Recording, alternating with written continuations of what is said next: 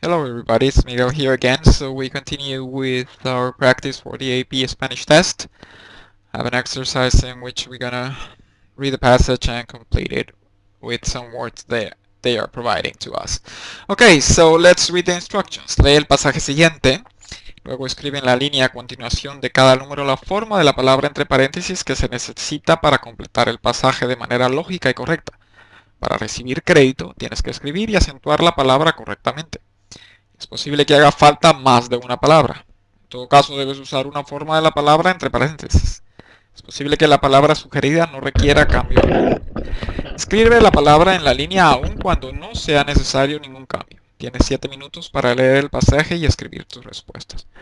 So, as you can see, they are providing a passage that we have to read, and there are some blank spaces that we have to fill with some words they are providing in brackets or parentheses.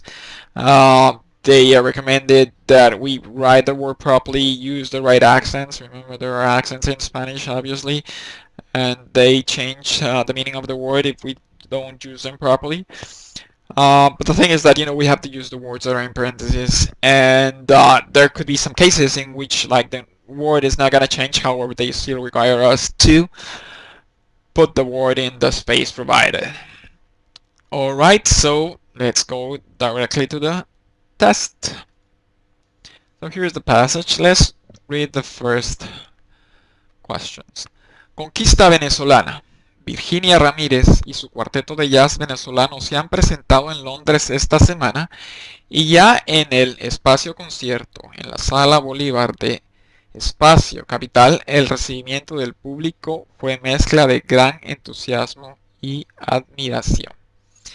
Okay, so as you can see, this seems to be an article on a newspaper or similar in which somebody is telling about Virginia Ramirez and her jazz quartet that they just presented themselves this week in London.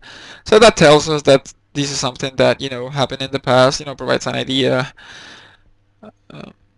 for the tenses that we might use in the verbs. So let's go and see what they are asking in the first question. We see that we have the word concierto. Okay, so we have concierto.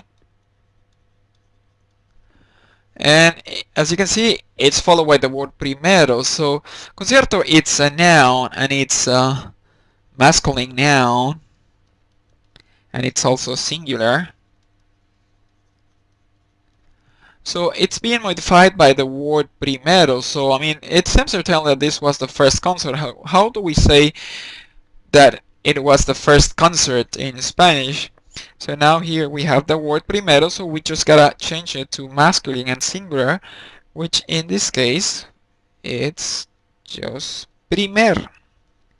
And here we have our first answer.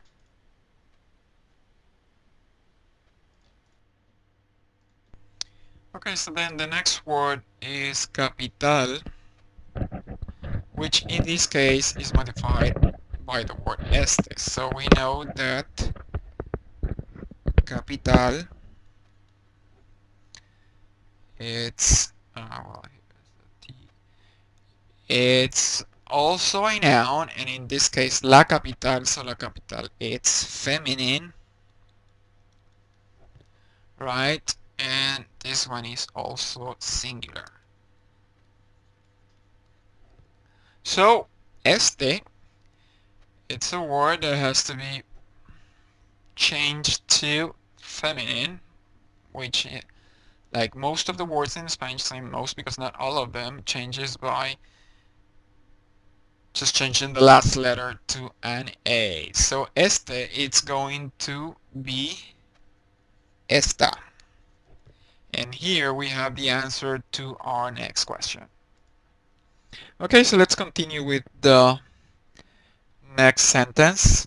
So it says, fue algo muy especial para mí, blank, la receptividad que el público me comentó Virginia Ramírez. So here we can see that we have two verbs. You can see here that we have words ending in IR and ER. So these are verbs. Remember that in Spanish, verbs end in AR, ER, or AR. So the big question here is, what are the tenses that we're going to use for these verbs? What's the right conjugation? What's the right form? So as you can see, the first one, she is saying, because as we can see here, there are quotes and it's indicating that Virginia was the one that spoke. Fue algo muy especial para mí, blank, la receptividad que blank el público. So something was very special for her, and in this case, something was very special for her, and then we have sentir. So what was actually special for her? So it seems here that what was special for her was feeling the how the public received her. So here the verb is actually being the subject of the sentence because that is what was special for her. So in that case, the verb sentir, it's not changing because it's acting as a subject. So when you have a subject, the word or the verb does not change. Okay, so we have our first answer there. Okay, so then the next one, it says la receptividad que blanca el público, tener el público. So the public, el público, had that receptiveness to her. So because it's the past, we know that the verb tener, we have to conjugate it in the past, and so it's the past, and we know that it's the third person, el público, el. So it would be like if we have el. So we have third person. Oops. Yeah. So that is the past of tener for the third person. Yo tuve, tuviste, él tuvo. So it's tuvo. And that's our answer for the fourth question. Okay, so last sentence now. Fue muy emocionante ver cómo la gente blank